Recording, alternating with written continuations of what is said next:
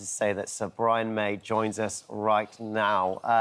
Brian, why are the badgers being culled? Tell us a little bit about it. They're being culled because they are under suspicion of spreading bovine TB, a horrible disease in cattle. I've always doubted it from 20 years ago, I suppose, and I always wanted to find out what the truth was, because you're talking about, as you said, 250,000 badgers that have been killed. And countless cows, of course, have been taken out because the disease is actually out of control still after all this time. And in some ways, that tells you how effective the badger cull is. In other words, not effective.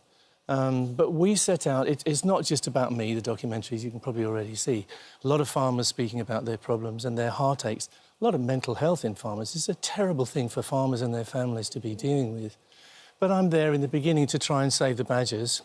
And, of course, once you get into it, you realise you have to save the farmers as well. Because the common enemy is TB. Yeah. That's what we're fighting. Yeah. So for the first... And when we came into it, me and Anne, my lovely CEO of Save Me, we came into... Everyone was shouting at each other, like the animal people were shouting at the farmers are protesting about the animal people stopping them solving their problems. So what we did was we tried to bring the two sides together, which had never been done before. Let's find out the truth. So it's me and Anne, and it's a wonderful farmer in Devon called Robert Reed. We went to his farm and we've collaborated with him the last 10 years or so. And it's been amazing. The stuff I've learned is beyond belief. And his incredible vet, Dick Sibley, a very gifted man, we started from the very bottom. We didn't make any assumptions. We said, let's try this, let's see, let's do the experiment. Robert Reed's farm had been down for 6 years, which means he can't trade. His animals are dying. Every time they come and do the skin test on his herd, he loses animals. They go off to the slaughter. It's heartbreaking. Yeah.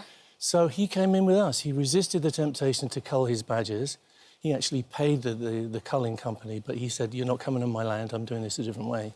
And together, this Gatcombe team, it's Gatcombe Farm in Devon, we turned his farm from a chronically infected herd into a TB-free zone. He got his TB-free certificate after 3 years. That's incredible. And it's a long story. You'll see it in the documentary, but a lot of stuff happens, because he then sits there and he's got a certificate to say he's TB-free, but he knows, because we've used enhanced testing, he knows that the herd is actually not free of TB. It's still in there somewhere hiding, because that's what TB does.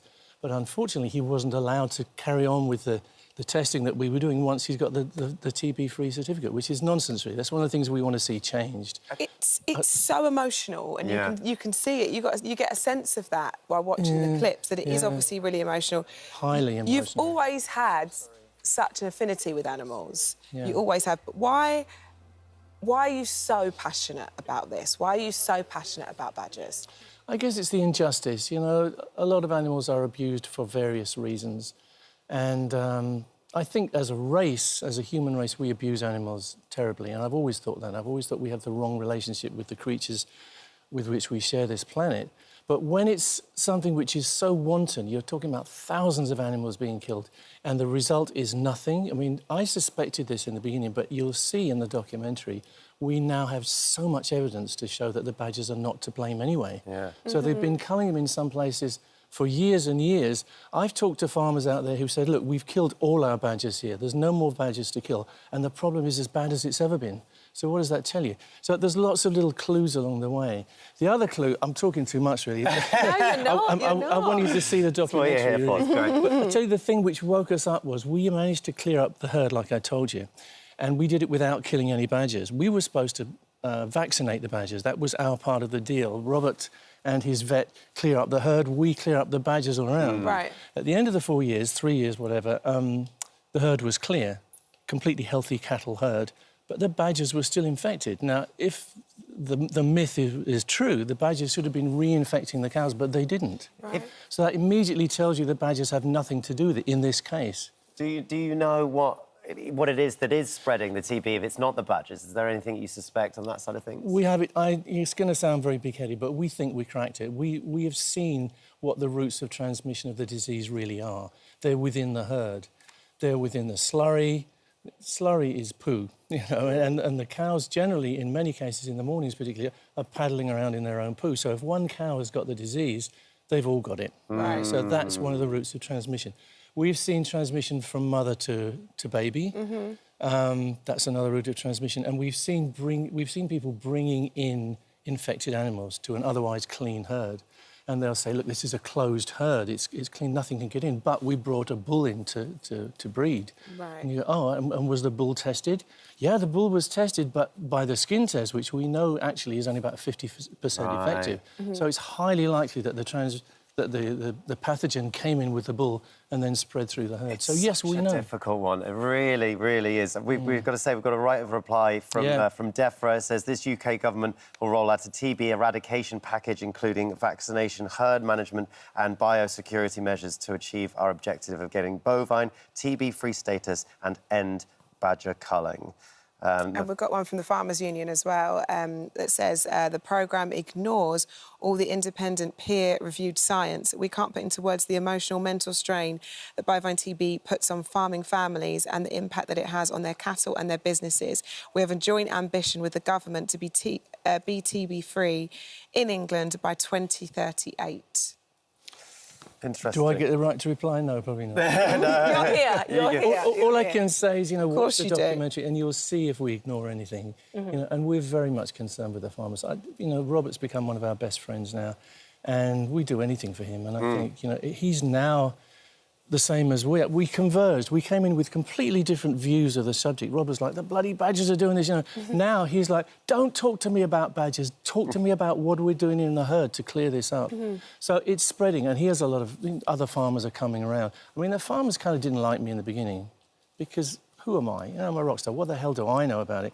But now they know that I'm serious and they know that we have new evidence. And your passion. We have a passion, but we have evidence that the badgers are not to blame. We have evidence that we can find proper ways to clean up these herds and get rid of TB forever. It's just good to get everyone on the same page, essentially. That's all we want. We want to get people discussing. There's a problem to be solved. That was our thing, You're not ready to give up sort of being a rock star completely and go for farming yet, right?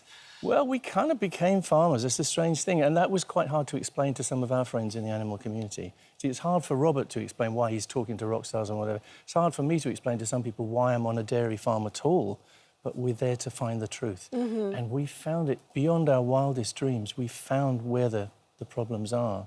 And when you know what you're dealing with, if you know your enemy, you can defeat him. Absolutely that.